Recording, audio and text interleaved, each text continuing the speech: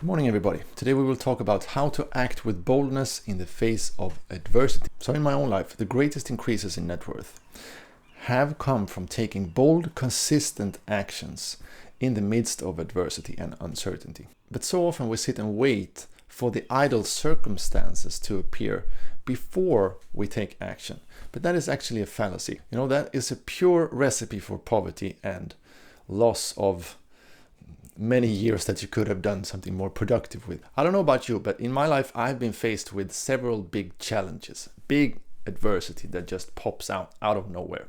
It could be loss of income, it could be loss of a friend, loss of a partner, many different challenges, or a health challenge, for example. Right there, I've been stuck in a vacuum, not knowing what to do, totally scared, totally not knowing what actions to take. But right there, I've often decided, really committed to some bold action that has really helped me to get out of that rut. For example, at one time I decided to become the best salesperson in that company, or become a sales expert, or launching that idea, my own offer that I had been thinking about for 6 months. But suddenly, when what I was doing, my income disappeared, then I just committed 100%, and then it finally worked, because then I had a necessity. I needed to really make this thing work. There was no other way. That was the only option available to me then.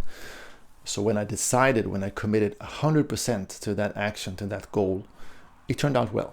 So if you find yourself stuck in rock bottom and things are not working out, congratulations, because that is actually the best circumstance that you could have in order to create something great for yourself. Right there, you have a choice. You could either sit and feel sorry for yourself, making yourself a victim. That is actually the worst thing you can do to yourself, according to Charlie Munger. Or you could see, okay, what can I do? What is one thing that I could commit to that will really change my situation? And you could do that in the midst of adversity, uncertainty, and all those uncomfortable feelings. Thanks so much for watching. I'll see you again next week.